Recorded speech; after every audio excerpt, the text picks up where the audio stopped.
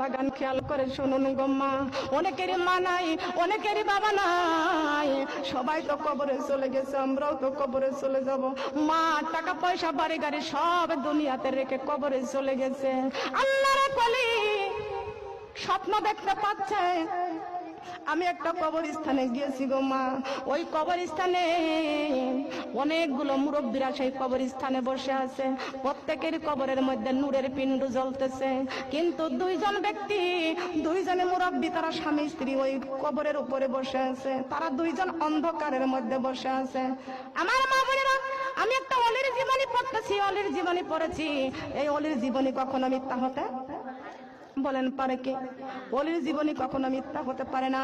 মাগো, এই যে আল্লাহর অলি স্বপ্নের মধ্যে কবরস্থানে গিয়েছে, সবার কবরের উপরে নূরের পিণ্ড জ্বলতেছে, কিন্তু দুইজন মুরব্বী কবরের উপরে বসে আছে, একেবারে অন্ধকার, ওইখানে বসে বসে তারা কাঁদতেছে। আল্লাহর অলি ডাক দিয়ে বলতেছে, না মুরব্বী, তোমরা দুইজন অন্ধকারে বসে আছো, তোমরা দুইজন অন্ধকারে বসে আছো, কিন্তু তোমাদের জন্য কি কোনো ব্যবস্থা নাই? ওই দুইজন মুরব্বী বলতেছে, আমার একটাই মাত্র পুত্র সন্তান, একটাই মাত্র